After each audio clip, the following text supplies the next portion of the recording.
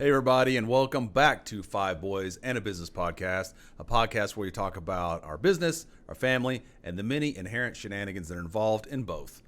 You can catch the podcast live on Facebook every Monday around 10:30 a.m. or so, or on all podcast service platforms, iTunes. What's the Google one, Harry? What's the Google podcast? Google Podcasts, etc., and coolpodcast.com. I'll also be sure to check out our merch store where we have super comfy long sleeve and short sleeve all-star shirts.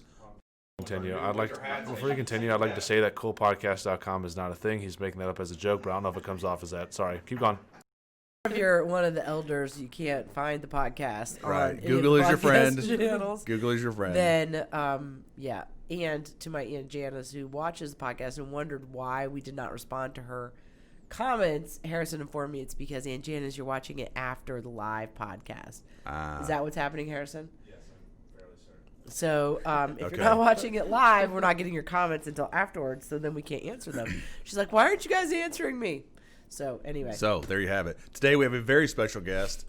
Dr. Ashlyn Duckwall. Hello. She joined the All-Star team in May or June of this year after receiving her Doctor of Veterinary Medicine from Purdue College of Veterinary Medicine. Are we going to sit here the whole day with our hats on? Yeah. I'm really hot. So no, okay, if you let me get through the open copy. Dr. Duckwall earned her bachelor's degree in biology from Ball State University, where she played on the women's tennis team. She is a two-time Wimbledon winner and Grand Slam participant. Her favorite part of veterinary medicine is helping to enrich and support the bond between every owner and their animal companions. She has special interest in internal medicine, dentistry, and elective surgeries. Dr. Duckwall is thrilled to join the All-Star team for this opportunity to serve the community. So says Dr. Duckwall. Okay. So welcome, Dr. Duckwall. Thank you. Yes, welcome. Thanks for having And me. we are doing a little bit of forward merch casting. We have hats on, but according to Dr. King, who is under the weather, it is extraordinarily hot, so feel free to remove as you so choose. There we go. So these are on the merch store. You can catch them on the Very merch warm. store. Very warm. Duckwall. So yes, that's right. So yeah. Yeah. Big advocate. Love them. They're good hats. They're good hats. So They keep you welcome nice and hot. Thanks. to the podcast. Thank you. And having exciting. taken the time out of your day to chat with us. So start us off with your story. You grew up in Fort Wayne, right? I did. I grew up in Fort Wayne. Yep. Went to high school there and then, all school there, I guess. Right.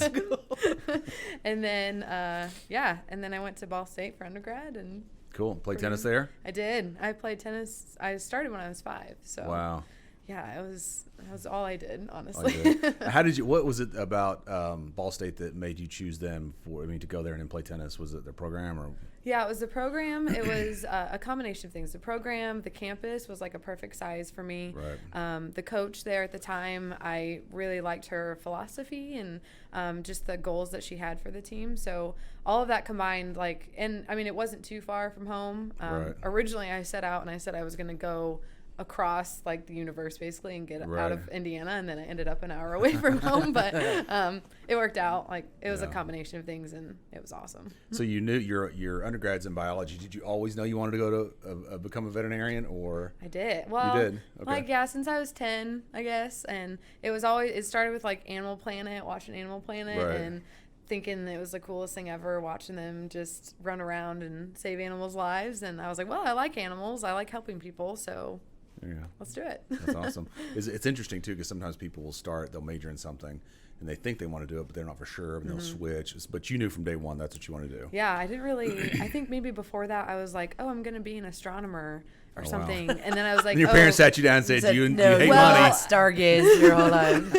Yeah, that's what I thought it was going to be. And then I realized there's physics and stuff involved. And right. I was like, no, that's not for me. Oh, that's cool. That's cool. And when you, what made you choose Purdue? Was it just because that's where you got in, or? Yeah, that. And in-state tuition's nice. And right. Again, close. Yeah, it was close. I was familiar with it. I had only applied to Purdue and Michigan State too. So at the time I was just kind of seeing where life would take me, and I was about to be married. And so it was kind of a combination of where it was going to be best for my family and then where I got in. That's cool. So. There's always so many different factors that come into play when you're looking at those things, especially when you have spouses or kids or whatever involved, and you say what's going to be the best fit. What was the most enjoyable thing that you experienced at Purdue? Oh, the most enjoyable thing at Purdue. You're like, can we start with the least enjoyable? Kidding. Well, no, I mean, honestly, my classmates, like, they're amazing when you go through vet school like that. And it's just, I mean, it's a lot of hard work, but all the time you put into it too, you just have that bond and they understand what you're going through. And so I met a lot of great people in my class and still really good friends with them, keep in touch with them. And so all that time that we would study together in class, but then hanging out outside of it too, and just kind of trying to let off some steam. And yeah, that, I mean, were there a lot of people from out of state, or just was it mostly in-state people? No, there's a lot from out of state. I'm trying to think. I know they do like certain percentage in-state versus out, but there's a good majority. I know like some from California, some from Puerto Rico, kind of all over the mix. So it was pretty cool just to kind of hear what it's like in sunny California versus here. What was it weird? I mean, looking back, like say your first day in vet school, your first semester or whatever, and you go, and then you looking back now, actually, you're doing what you actually studied to do. Is that a weird kind of arc? To say I started here, I knew pretty much nothing, and then you get out and you're doing what you it's like kind of sometimes I feel like I have to pinch myself because it's like my whole life I was like, this is what I'm going to do, this is what I'm going to do, and each step of the way it was like a new challenge, but it was also like, oh, I'm one step closer. And now that I'm here, it's like, wow, like how it went by so fast. And I mean, it's surreal, honestly. It's a learning curve too, but it's pretty cool to say that I finally got here. It's funny because I remember when I was in grad school, I had a professor say, you're going to look back a year after you graduate and start doing what you're training to do. I think I didn't know hardly anything coming out of school. You think you're so well prepared, but you know nothing because sometimes you don't, because you haven't done it. I mean, there's a practical application. Is that something that, I mean, over the past several months you look back and go, wow, school prepared me, but hands-on is always the best teacher sometimes. 100%. Yeah, absolutely. Like, I understand you have to do the book part of it and kind of go through just the basic knowledge base, but like nothing replaces doing it yourself. And even in just the short time being out, like looking back on the cases I've had or just experiences, like there are some things vet school doesn't teach you with, kind of different dynamics of, a relationship you may have or with the client or with the patient or whatever. But just the basic knowledge that I've gained so far, it's crazy in just a short amount of time. Like I can only imagine. And in the profession, you're always learning. There's always new things out. And so it's like a never ending process of just gathering information. I think.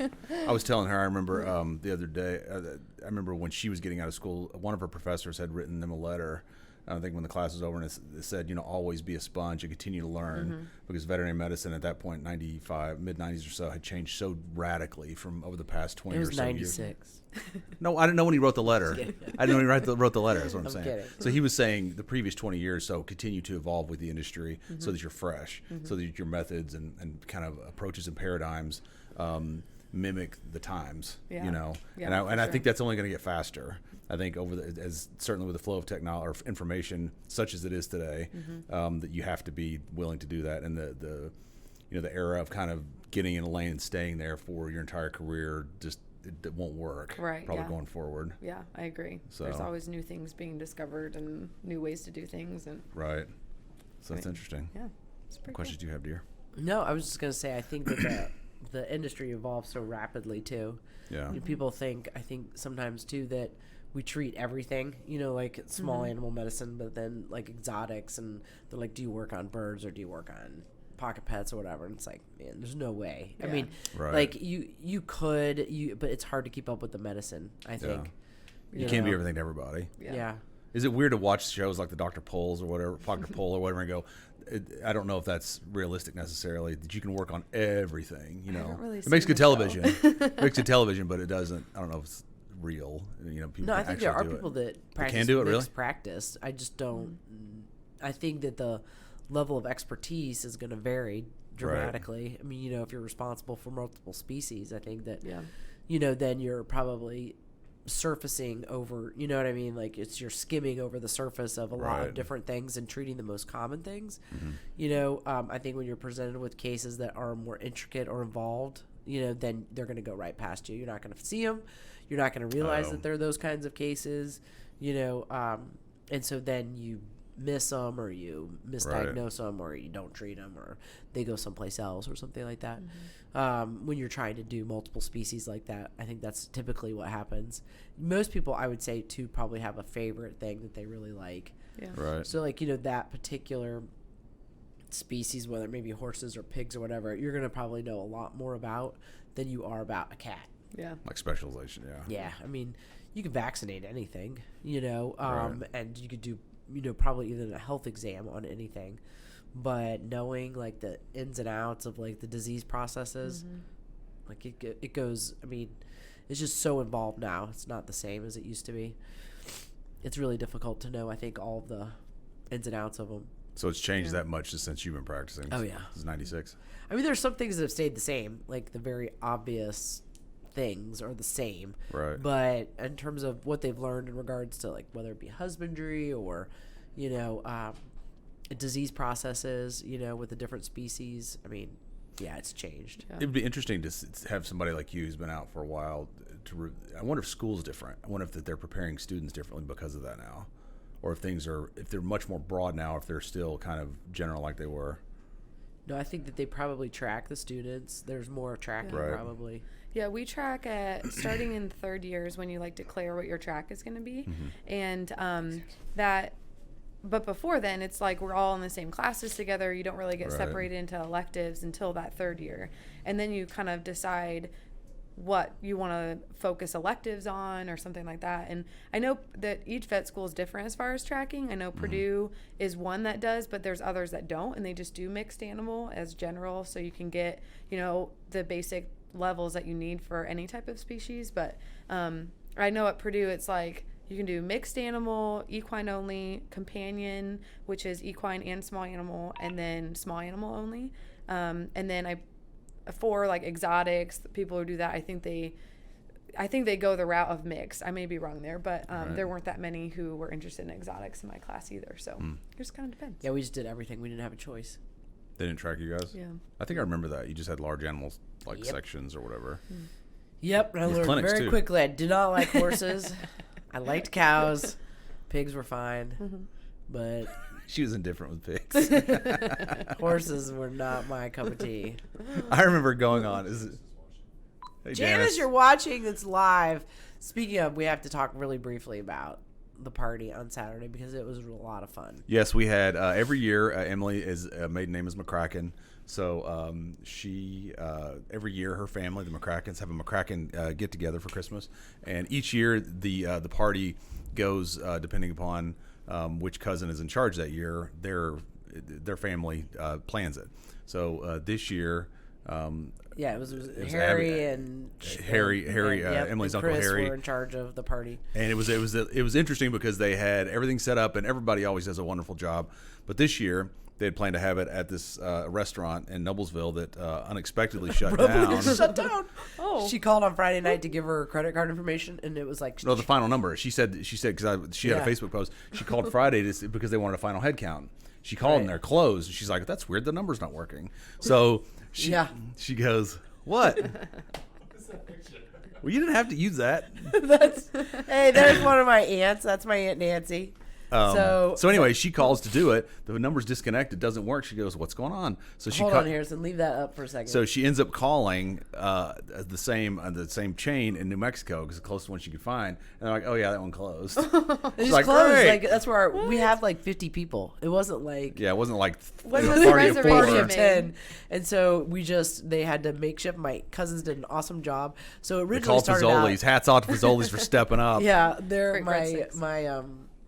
this is my dad's side of the family. There were 7 of them. One of the brothers has died, and so now there's 6 of them. And so the holidays rotate. And as they have gotten older, we now call them the elders. And we just on Saturday decided that with their spouses, they're called the council. So the elders. So they convene the council. Yes. So the elders would have the party would rotate through each of them every year. So, circle back around every 6 years. Well, as they were getting older, the kids now have decided, okay, well, we want to keep this going, so we'll be in charge of the parties. So it was Abby and Shelby's turn, which is Harry's daughters, to have the party. And so they were like in a panic on Friday night and send out a group text saying, hey, the party's now at Harry's house. Well, Harry is like got a small house, Harry and Chris do.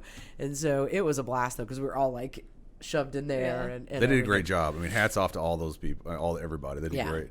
It was awesome. So was there a reservation already made? Oh, yeah. Oh, it was made. Oh. But see, and I was telling her, I was like, I've seen restaurants. My brother used to work in restaurants, and he went in for a shift one night, and they said, we're closing. Tonight's our last night. What? So, I'm assuming the logic is people wouldn't show up for work if they knew. So if they don't know for sure, they know ahead of time when they're closing, but they're probably trying to maximize revenue until they close. But I've seen them close on a dime like that. They're just done. You know, we're here. Yeah. They're closed for renovations, and they kind of never open. So, so Harrison, pull back up the picture of the 6 of them. Pull that up. So there's all 6 of them.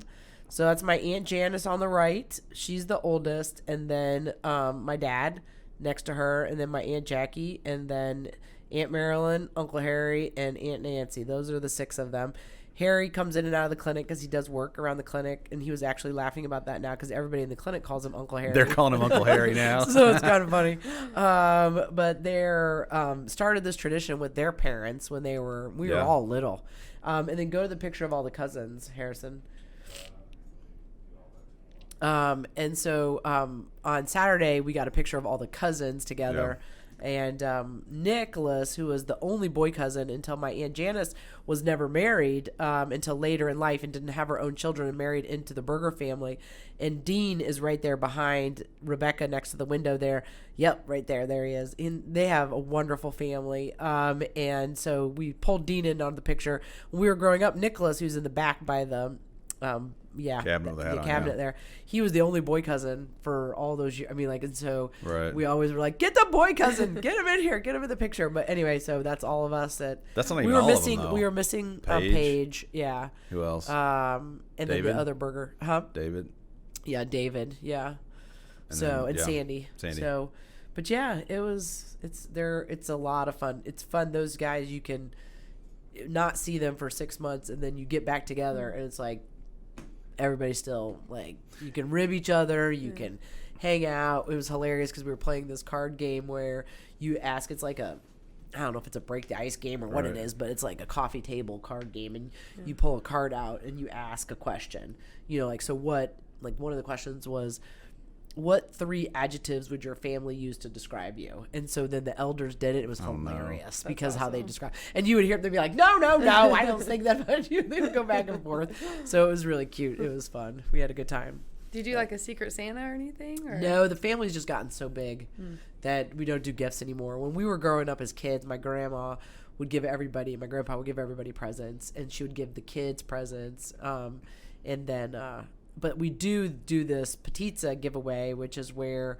Tell people what Petizza is. It's a bread. My grandma's from... Slovenian bread. Yeah, and it's a sweet bread, so it has like raisins and... Brown sugar and cinnamon and nuts and walnuts in it. It's all chopped up into this paste, and you roll out the dough, and then you put it like paper thin. Yeah, paper thin, and then like 6x4 sheet of the stuff. Oh, geez. Paper and then you paste it on, and then you roll it up, and then you cut it into loaves and cook it or whatever. So it's called Petizza, and so that's been a tradition in the family for years now. A couple of my cousins will make it. I've made it once or twice.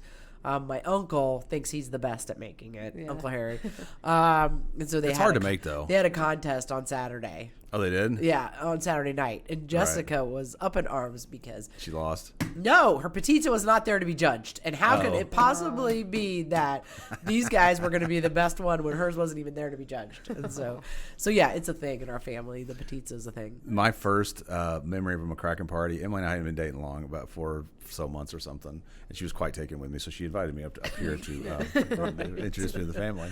So anyway, I show up at this thing. My little brother and I drove her Honda Civic up all the way from Knoxville, and she'd give me directions. And now I know where it's at, but at the time you don't know where you're going or anything. So we get off at this clubhouse and we go in, and I think the party was wrapping up. We were getting to there kind of like at 8 or so, something like that.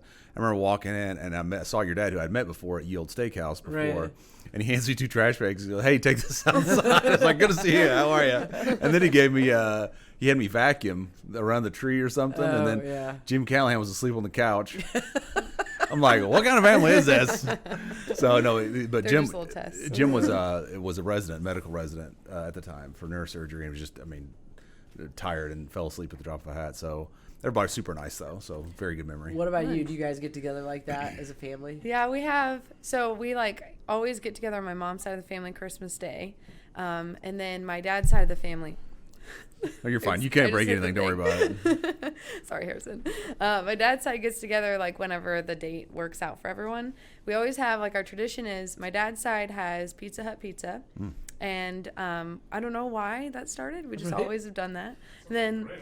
Yeah, it's great. It's a good time. And then my mom's side, we just do hodgepodge of barbecue chicken and cheesy potatoes, all the the staples of a Christmas dinner. So, but yeah, but now that since I'm married, I alternate every year Thanksgiving and Christmas. And so this year my family gets Christmas, but we were with Charles's family for Thanksgiving, and so their traditions are kind of the same. We're just get together and when everyone can and eat and be merry. It's a good time. So now that you're married, do you guys stay at your own house and then drive up on Christmas Day, or do you still, because you don't have kids yet, so do you go to where the person's house is? Right now we're doing, we'll just drive there and then usually stay. So my family, Christmas Eve, we always go to church together and then play games and the whole night and stay up pretty late. So we'll usually stay at my parents' house before Christmas Day. And got it. His family, it just kind of depends again, but usually this year I think we're going to stay at his parents. So. And nobody has kids?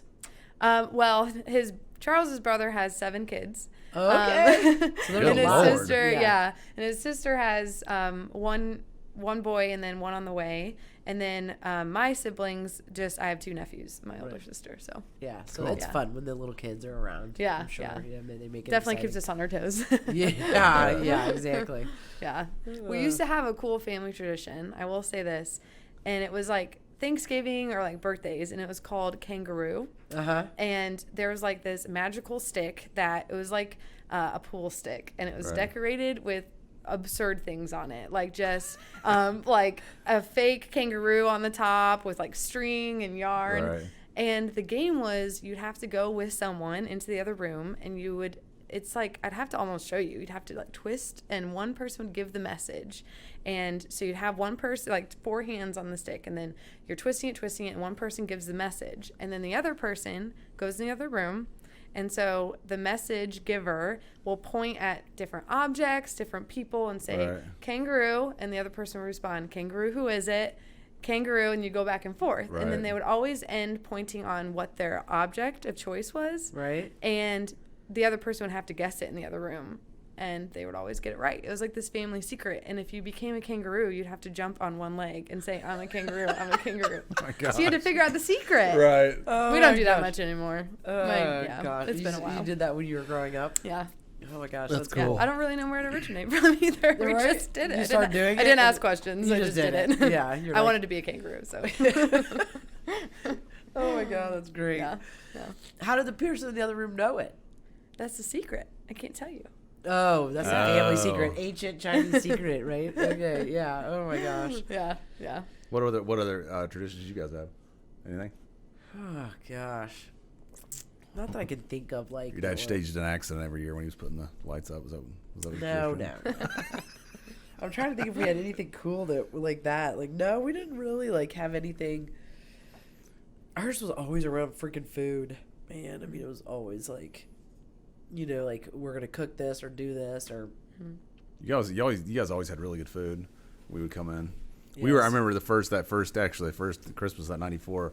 We stayed for Christmas. I guess the get together was right near Christmas. Right, must have been the weekend before or something. And we were there, and I remember my brother, because we stayed in their basement. We go downstairs, and my brother goes, did you see how many presents are down there? There's like 30 presents per person. I go, We have a large family. Yeah, I went down there. I was like, it's actually 40. So no, it was fun. Yeah. So we always go to Christmas Eve mass, but there's always kids, and so we never went to like midnight mass or anything like that. Yeah. There were always kids around, so Yeah, we never we've- stayed up late like that. We've got so many, since we've had kids, so many, Christmas Eve mass stories about. Oh my God, there's so. We many. went one year and Calvin, I remember he was little, and Calvin, he was little, and he felt, I remember we were going to like 6:30 or something Yeah. like that, and he fell asleep in the chair. Emily was rocking him. He just fell asleep, and we think, oh, he's just tired, So we get there, and he's like, oh, I don't feel it well. And shakes in the Started turning bathroom. white. I was like, this is not going to go well. This is not gonna go good. Mass had just started, and it's Yeah. standing room only, and she just took him to the bathroom. She walks out and she goes, we have to go. He puked all over the bathroom. Oh, I walked no. into the bathroom. Thank God I made it to the bathroom. I was like, because you can tell with him, he's like an obvious puker. Like, you're like, he's going to vomit. You can just see it. And Right. the color drains out of his face. He was and- little, though. He was like maybe 4. Yeah, and I was like, oh, this is not going to be good. I was like, oh my God. hurry. I walked in the bathroom door and bleh. All the other boys in the back are like, let's go.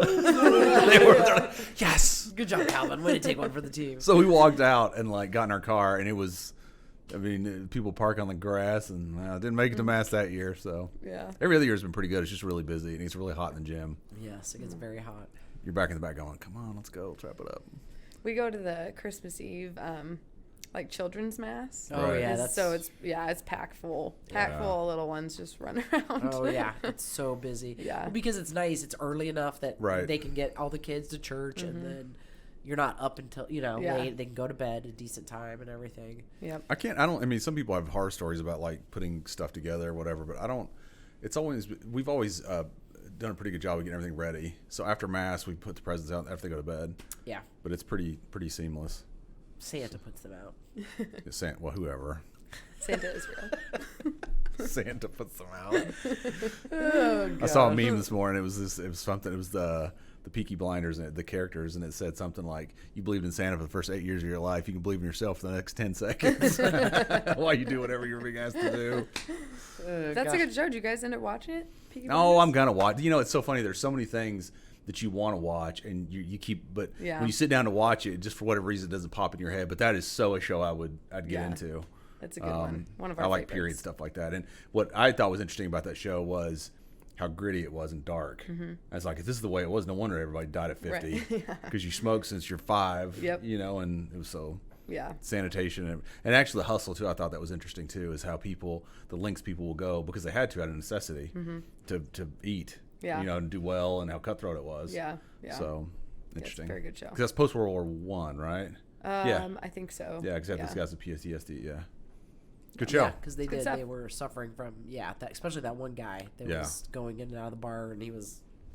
Which I have to give a quick shot. This is a very unrelated tangent alert. There's a great movie out there called They Shall Not Grow Old by Peter Jackson, the guy that did Lord of the Rings trilogy. Okay. And he went back and he took World War I footage and he colorized it and added audio to it and slowed it down. And it is absolutely amazing. You see these people taking so much of the World War I footage is jerky, because of the way they shot it.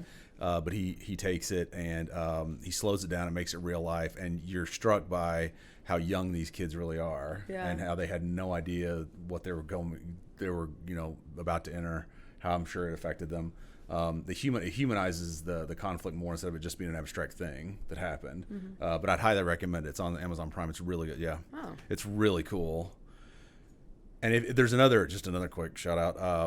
God, what is his name? Dan Carlin has a cool podcast called Hardcore History, and he has one called, I think it's Path to the Apocalypse or something like that. It's a 5-part podcast series about World War I, what led up to it, what caused it, the aftermath. It's brilliant.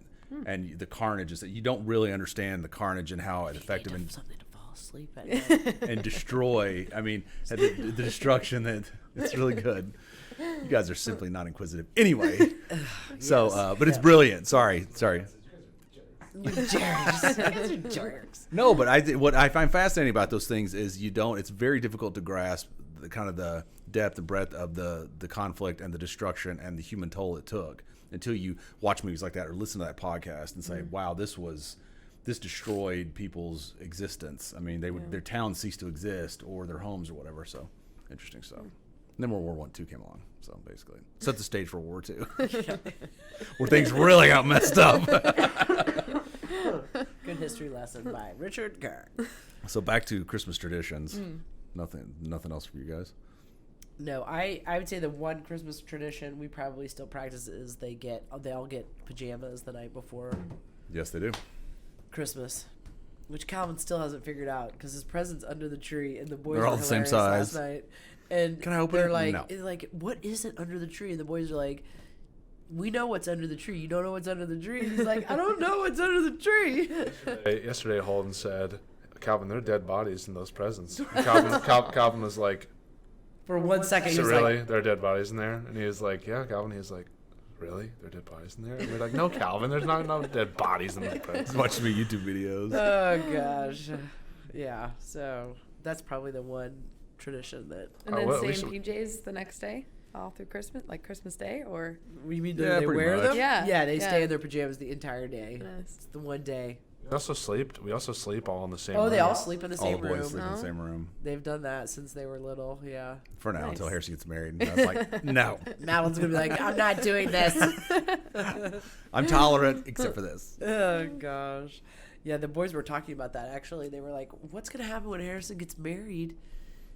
And I was like, well, he's married, and so he'll stay with Madeline, in their house, and they'll just come over, And, Right. oh, they just were beside themselves when they were talking about that. They're like, you mean he's not going to stay here overnight? And I was like, probably not, because he'll be married and have a house. I'm like, I'm thinking he's going to probably want to stay at his house. It is interesting, though, to see, like, they go from, fighting little boys to really bonding, and they really, they look forward to that, hanging out with each other and the contact. Harrison, being the eldest, has been a really good positive force for everybody on down the line. So it's cool to see that influence, Yeah. that bond, and that influence. That Speaking of the relationship. rest of them, I figured out that Holden is the worst with making time commitments. What do you mean? He is awful with What do you them, mean? at least in terms of playing games. So bad. What do you mean? Yesterday we were playing. We scheduled to play Fortnite. When I got home at like 7 o'clock, right? We were going to do it because the Christmas stuff was coming out. We were gonna play. Me and Casey get on. We're like, Holden, where are you? What are you doing? Like, what are you doing? Like, what could possibly be? And he's like, sorry, I'm making wing sauce for dinner. I gotta go make the wing sauce. And we were like, Hey, why? well, okay. In Holden's defense, he had a bit of a rough weekend, so he was very busy. I'll leave it at that. He's very busy weekend. Some unexpected things came up. So No, he, that's funny you say that because that's important to have when he's scheduling it with you. But then when the the wings time's take done, precedent. The He's a wings big are wing guy definitely- right now. Yeah. He loves the wings, which I will tell you, probably some of the best wings I've ever had. The way that you guys prepare them, They're very they're good. really fantastic. what kind of sauce did he make? Was it Homemade good? sauce, like teriyaki. It's like this hot, spicy kind of teriyaki sauce. It's Yeah. super easy, and then just regular buffalo sauce. Nice. They're And just just like sometimes dry he'll leave- rubbed. He'll leave some They're plain, cooked on the Traeger. Yeah. like just play it with the dry rub. They're really good. Yes, they are very good. The only thing I don't Traeger like- comes through again. The only thing I don't like is there's nothing I really don't like about them. There's a lot of not the drumstick types though. There's I don't some like things- the drumsticks. Do you not really? I like the other ones. Yeah. Really? Okay. Interesting. What about you, Duckwall? I love any wings. I'll We have to bring actually, you some then. yo, that sounds good to me. I won't say no to that. When in Lafayette, we would have a really bad habit of getting Buffalo Wild Wings all the time. Yeah. Like every Thursday when it's the boneless or whatever. Yeah, perfect. Isn't that great? So good. You know what? I These don't- even better. These are even better than that. I don't understand some wing places. I don't know if Buffalo Wild Wings is like this, but sometimes the sauces get so hot.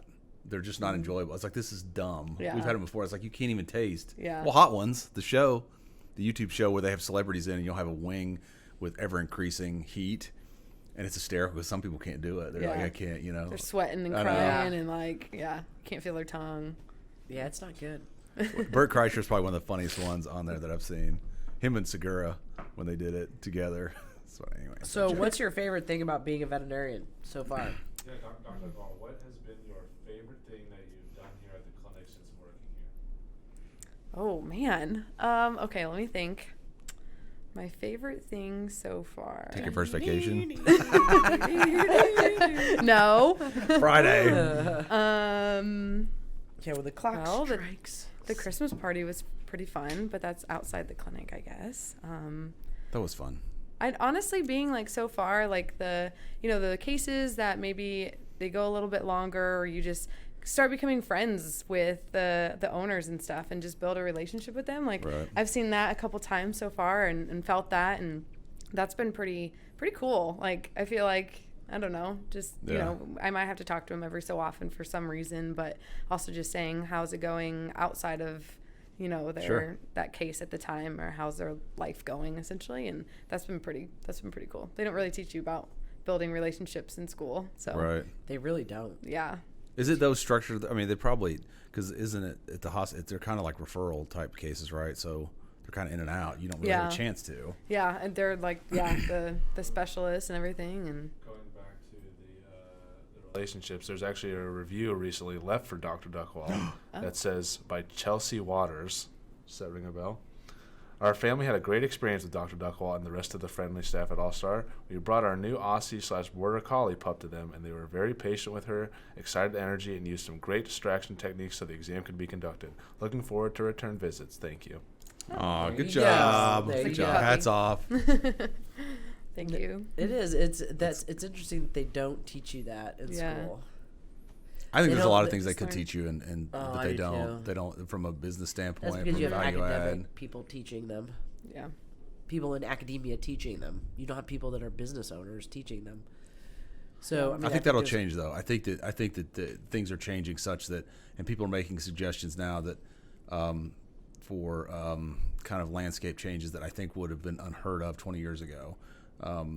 So I think the market will continue to intrude enough to tailor how they prepare students. I think the market's going to change so radically they have to, or they become irrelevant at some point. I feel like they're going to have to extend schools. I don't know. Like the curriculum's so jam-packed already with all the Right. different classes you have to do. And I don't know, revamping like the way they do elective courses and all that stuff. Like there's just like little time to learn it all in the classroom, I feel like. And then our last year it's in clinics, and so you're just trying to get that hands-on experience our last year. I don't know how they did it, if your last what year they was just did. clinics or it was the last 2 years. No, but just the last year. okay. Yeah. I know, I think there's some schools that like have the last 2 years are Right. clinics, and Yeah. so Do you? I mean, in retrospect, now that you're a graduate, can you look back and you say that was? Do you recognize redundancies at all, or do you say this is something? Because I know when I was in law school, our last year was kind of filler because a lot of people had Yeah. already clerked between either first and third year, so you've already sort of quasi practiced, so you sort of know. So a lot of the classes you're taking third year don't add nearly the value that say the classes do say your first 3 semesters. yeah, I would agree with that. And I think, well, because it was electives too, it was hard to decide like which ones to take, which ones would be beneficial. So I Right. think more so looking back, I realized I maybe should have done this class versus this class instead. And I mean, at the time though in school, you just don't really don't know. know what to Right. expect or what is going to lead you down. Like, Well, the reason I ask that is I wonder if you'll see programs compress it. So maybe you say see. maybe you do 2.5 years year round or something, or 2 Yeah. years year round, and your third year's clinic. So Yeah. you kind of eliminate that third year. Maybe specialize earlier. Who knows? Right, yeah. Maybe I'm it's a not lower sure. cost solution. I guess is the point. You could say this school in state is whatever. We're going to do that for 50% less or what, but it's a shorter program. I don't know. yeah, I don't know. I think it'd be beneficial to have more hands-on if there's a way to get it in the curriculum. Right. I think there's going to be a lot of challenges and limitations to be able to create that though. And You have a fair amount of stodginess, I think, bureaucratically. They're like, we've always done it this way. There was a Yeah. girl when I was in school that wanted to get out in 2 years, and they wouldn't let her. Yeah. Like, you have to do it. She's like, I'm taking the same number of hours. I'm like, you still have to do it this way. yeah, So I'm sure there's going to be loads of pushback yeah, from the institutions. So yeah. It'll be interesting to see what happens over the next 20 years. The cost of education, I think, is going to be a deterrent for a lot of people. I think Yeah. that's where the change is going to come from. I think this, as soon as you see schools, undergraduate schools start to compete on price, I think the graduate schools will eventually have to fall in line. The brick and mortars, as soon as you see true online programs, and I think you're getting there now on the same playing field as, say, a University of Tennessee or an IU or Purdue. So you could take an online degree from this institution and it's on par with that. I think that's where the brick and mortars are going to have trouble. They're going to have to adapt. And I think they're doing it now. I think they're positioning themselves. Purdue bought Kaplan. I'm sure IU's doing similar, Right. making similar strategic moves so that they can offer the same degree for a lot less. Yeah. So I think that's what's going to happen, because I see the way my kids consume content and what they learn.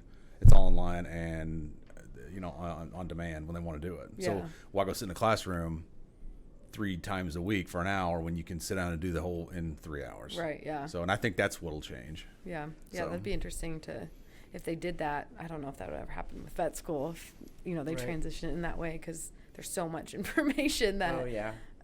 Right.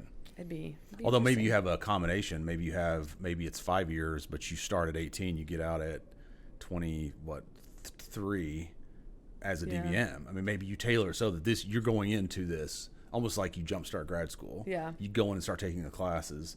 Because I know for sure when I was in undergrad, there were classes I took in grad school, they're business related, that I didn't need to take them. They really didn't cover a whole lot more material. Yeah. So that kind of stuff. Because you can get in after 3 years of undergrad, or 2 years. I think it's I hard to do doubly 2 do that. years nowadays, but you can get in like without having completed your bachelor's and then Right. get into vet school. I have a couple friends who did that, so Just depends. yeah, Yeah. if you can just get the prerequisites done that you need and just Yeah. go straight in. Right. But- Yeah. That would speed it up. Yeah, Make it cheaper, for sure. that's true. I mean, 20 grand a year, you cut 20 grand a year off of that for undergrad. It's 40 grand a year. I mean, 40,000 you don't have to spend. Yeah. So So with 2019 wrapping up, what are you looking forward to for 2020? Let's see. Well, I'm looking forward to, I'm going to go on a family vacation, so that'll be fun. We're going to Florida, so that will be cool. nice. Florida's always fun. Yeah, always better than ski. here. Yep. That's true. Yeah. So that will be fun. And just, I don't know, just having more experiences under my belt, like being here. And I don't think I have any one thing Right. specifically, but, we're going to start right now. We're in a rental home. So we're thinking about where, looking for a home to buy or build, kind of that's up in the air. And so that's probably going to be a decision being made next year. So Cool. That'll be yeah, That's exciting. Yeah. We'll see. I don't know. Don't buy a house with wallpaper. Don't ask me how I know. If there's wallpaper, negotiate it out. Yeah, I'll buy it, exactly. but you got to get rid of that first. Oh gosh, yeah, don't go down that. That sounds like a road. lot of work. Oh, it's you have no idea. It's bad. So Me and Madeline recently saw a house that had a basement that had the wood paneling, like the office, like the old, like what the office Oh, used to yeah. look like at the house. It was a very old house. It looked like it had like the wood beams and whatnot on the ceiling. Yeah, it you ever was look at like- those homes and you think, okay, this is a 50-year-old home. During that 50-year period, has no one ever looked at that and go, probably ought to at least paint it something? Something change it, yeah. I remember that the house that we had, that we bought in 1979. My parents, they had paneling everywhere, and they took that rolled gold. Was it rolled gold? What's the stuff that we used to polish the doors? Yes. And they would wipe it down with this shiny stuff. It was so awful. They would wipe the paneling down. With the polished, Oh my and make it gosh. shiny. So That's bad. hilarious. Nothing can stick to it. Nothing sticks to it except for your eyes sticking to it. Going, God, it's ugly. That's horrible. Going back to you talking about what your people are excited for 2020, we'll have to do something for the podcast before New Year's. Okay. Like come in like with, what we should do is have like you tell Dad what his New Year's resolution should be, and then Dad can tell you what your New Year's. Okay. not No, doing let's not do that. I don't want to hear it. I'm in denial. No, we'll put all the doctors out here. We'll do a couch session. You know what you should do is write them down, and people pull them out and try and figure out whose it is. Oh yeah, we could do that. Or just have them pick, and that's what they have to do. Right. they have to do like whether you learn Spanish. I can't do it. But it's like, because I remember watching the Richie podcast once, and they did that, and it was actually really good. Okay. It was just like very simple stuff. Yeah. Like working out more, which you don't need to do, but still. Oh, you could always work out more. Trust me. Not you, me. So tell everybody what's the names of your animals. Okay. My dog's name is Frank, Okay. and then my cat's names are Walter and Paul. Walter, Paul, and Frank. Sounds like a business meeting. Walter. Well, and then her husband's name is Charles. Yep. So it's like So when you have kids, you're gonna name them like Patches and Yeah. Patches and Fluffy, Bubbles. Fluffy, Bubbles. Oreo. Those are top ones. Yeah. Yeah. Oh my gosh, that's funny. Yeah. Yeah. That's they all came from TV shows. So Where'd Walter come from? Breaking Bad. Oh, Yeah. what's that? Yeah, great show. Yeah, Okay. great show. Yep. It's a very unusual. I mean, nowadays you don't hear those old school names like from the 30s, 40s, like Walter, Henry. You don't Yes. think you? Sorry. You're here, Dr. King? Now my wall-fed brain's not working. It's Wall-fed slow. brain. Just so everybody knows, Dr. King has a head cold, and she's been treating it all weekend. So With wall-fed. the fuzzy factor is running pretty high today. Yes. So It's not good. I took Calvin's Teddy Grahams with me instead of putting them in his backpack. I don't know why I did that. Calvin I walks up showed and up at goes. work. I was like, oh, all right. I'll just eat these. These are here. So Calvin taps me on the shoulder on the way to school. Goes, "What's wrong with Mom, Dad?" No, not really. Not really. no. Those head colds can be absolutely Yeah. brutal, though. You just don't want to do anything but sleep. Mm-hmm. They're tough. Very tough. Yeah. That's where I'm going next. I feel like it's going around the clinic a little bit. I There's do, been too. Some, Everything I feel always like does. some head colds going around. It always does. Somebody's passing it around. Yeah. We share. So We anyway. share. A lot of germs. Sharing is caring. Sharing is caring. Yeah, exactly. We're supposed to keep a 6-foot bubble between all of us. So what are your goals for 2020, Dr. King? I haven't thought of them yet. You haven't thought of anything? No. Okay. You gotta wait until next week's podcast. Okay, well, food for thought. Yeah, I'm I have my contemplating. 2020 plan pretty much in place. Podcast that Madeline comes on. Okay. So you guys, so I can give Madeline hers and she can give me mine. Okay. Well, there You don't go. want to do There you that. go. Don't go down that road. That'll make for good content. Okay. All right. I'll think about that for next week or the next week or whatever. Okay. What my 2020 goals are. You're pretty perfect, so there's not much to change. Aw. You're so kind of nice. polishing. You're kind of polishing the diamond here. Podcast there. I'll turn it off. I always think of Dr. King as Goals. as a Porsche that's being polished. It's Yeah, still a that's very Porsche funny. underneath. Yeah, you're very nice. No. My dad. My van. What's that? My van. Are you a van? No, he's a Toyota Tercel. He's a Tercel. Yeah. Look it up. Look it up. You're a brand new Tercel. It's fresh off the truck. Okay. Yep. That was the car. Ah, there you go. Is that what you drove? A Let me Tercel? see. Just put the picture up here. Really, Dad? Hey, your mother said it, not me. There we go. That red one. See Nice. that red one right there? That's cool, man. That's what my car looked like all through high school and college. And it was actually made out of rubber, I think. No, The it inside wasn't. was. Okay, and vinyl? Okay, vinyl, rubber, same thing, whatever. And the floorboard we had the car so long, the floorboard wore through to the ground. So you could see the ground below it. Oh, Oh. that sounds safe. That's- That sounds yeah, like my that first sounds- car. My parents sent me off to school with it, 10 hours away from home. What was a Toyota? It was a Toyota. It lasted forever. Yeah. So, no. My first car did not last forever. It lasted maybe 12 months. Everything was rusted out on that car. I remember when I first bought it, I was driving. I was like, God, where's all these fumes coming from? What the hell's going on? So I get in the trunk, and the trunk had rusted out. So, I had to take rags and like stuff them back there to keep the fumes out of the cockpit. Oh, my God. So I didn't lose consciousness when I was going out. I used to have an 82 Nissan Stanza, and it would burn oil so bad. I had to keep a case of oil in the trunk. So I'd check it, and I remember I stopped at a light one time, and it stopped. It was like something out of a movie. I stopped at this light, like this plume of smoke rolls over me. Like smoke bombs. I was waiting for the person next to me to pass out because of oxygen deprivation. Just imagining Dad just like gradually getting like more loopy and like that's Carbon monoxide poisoning. It was awful. Man dies Sounds on safe. highway, bro. You want to hear a funny story? That car, the reverse didn't work on that car, or it would make a loud noise. Why were you driving that car? Because it was better than the Mustang. I had to have something in the Mustang. It got so bad in the Mustang, I'd be driving at night and the lights would just go off, and if I hit the brakes, they'd come back on. Okay, so more importantly, how did you reverse if it didn't? Did you push it? Okay, so I remember I took my dad to Kroger one time, and I realized I used to make it a point to never park it where I couldn't pull forward. Right. So I'd always park in the back of the parking lot. I wasn't thinking my dad was in the.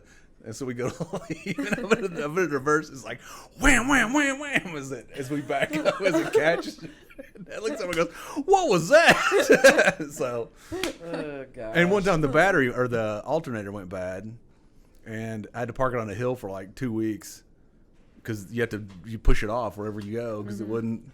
So no Growing up complaining, in East Holden. Tennessee. No complaining, Holden.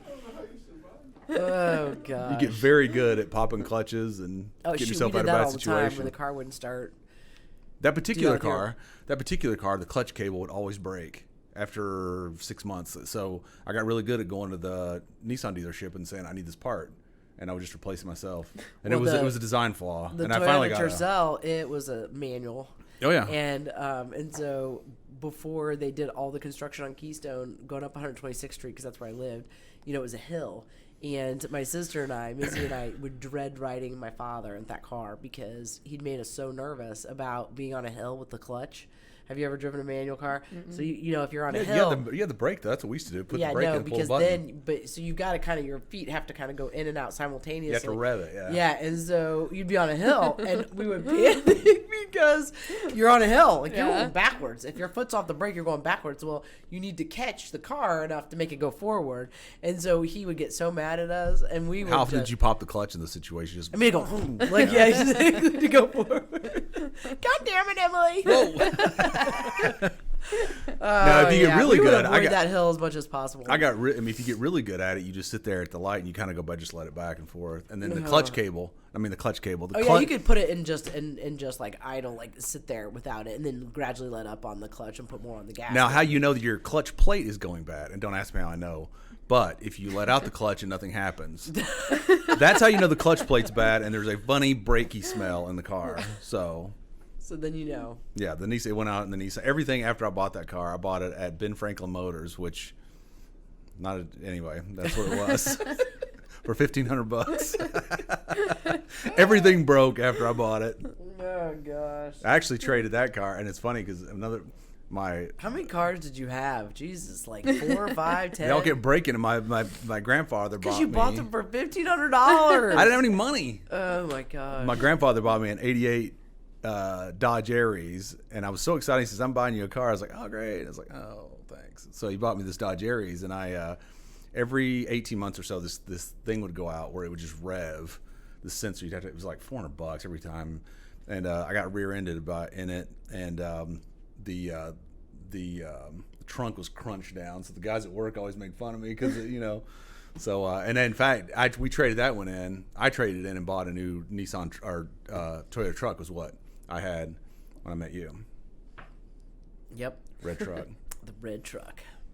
Emily, when we were dating, came home one day and she goes, you have to get new tires in this truck. I go, what's the matter?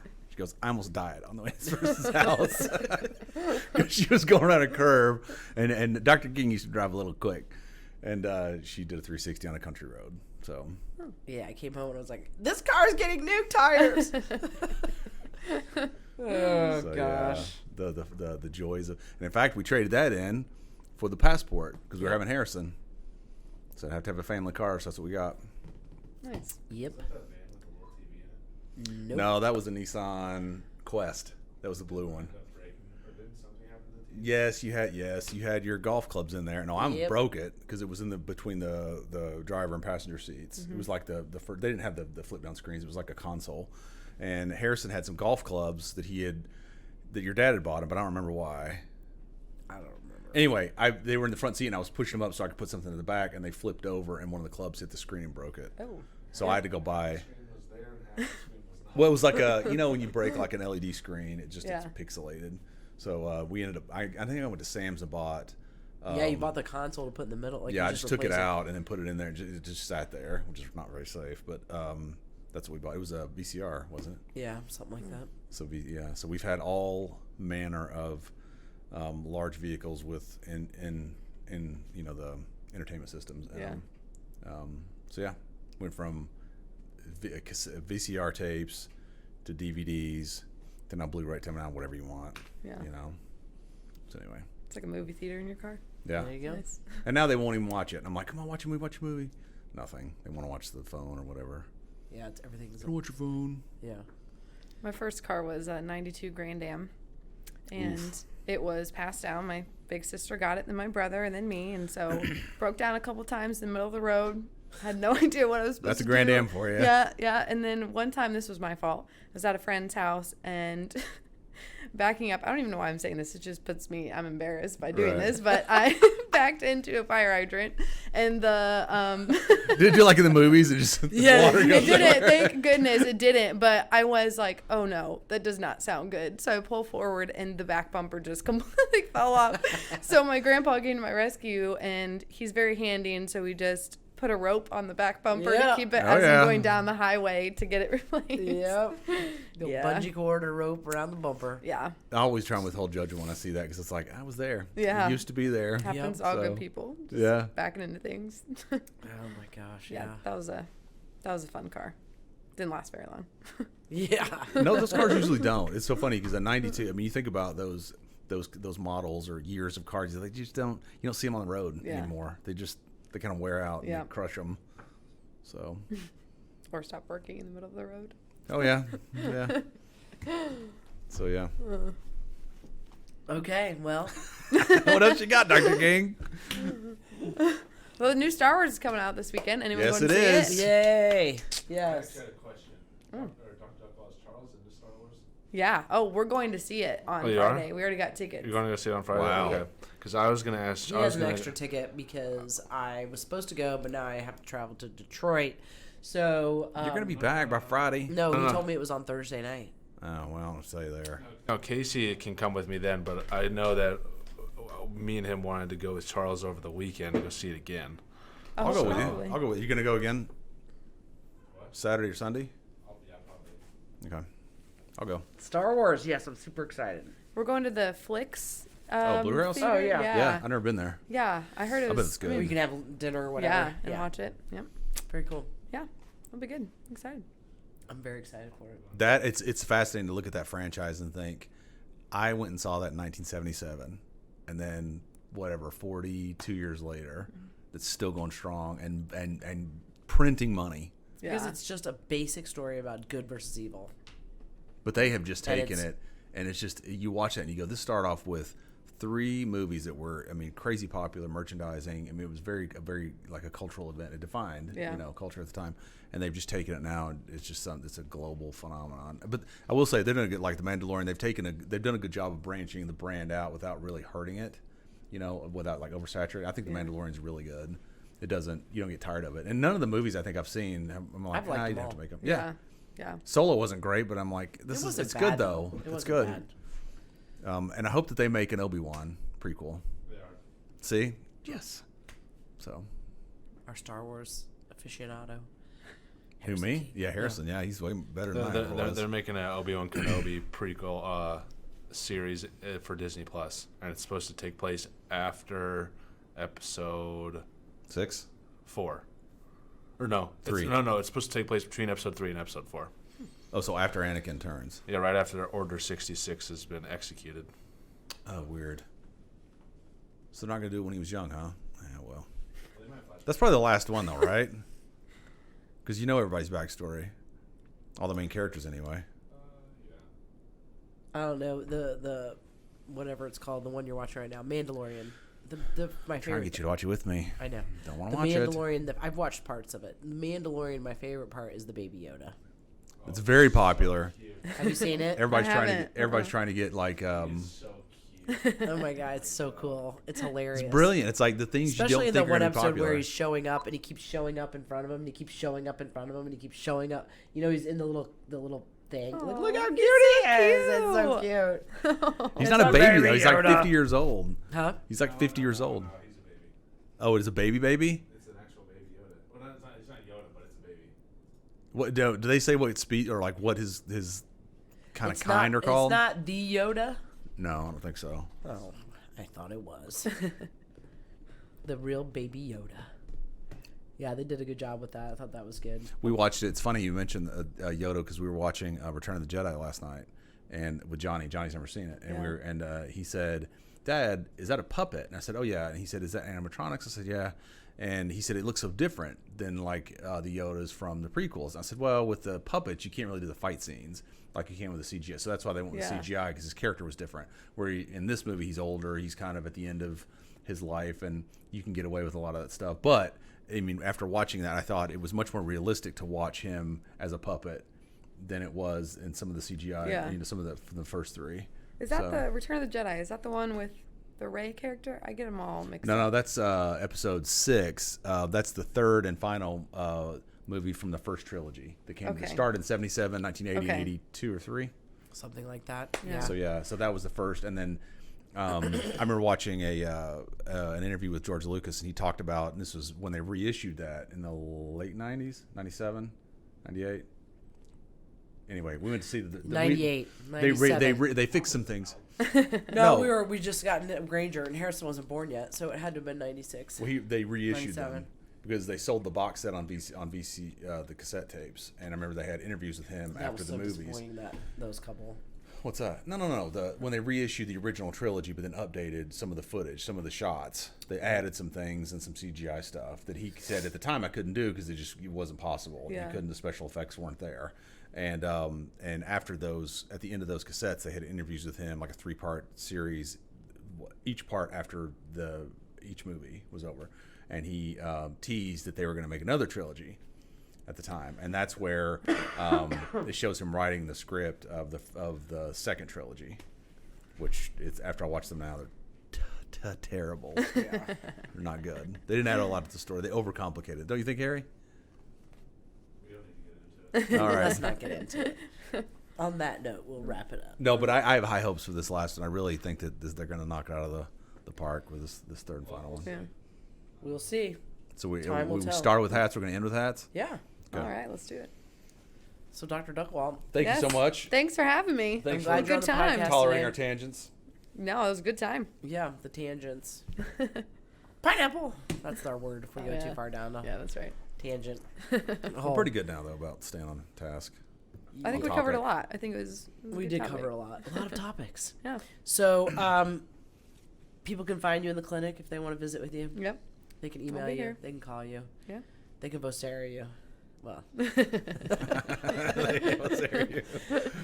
What's this vocera you're speaking? so don't forget to check out the merch store.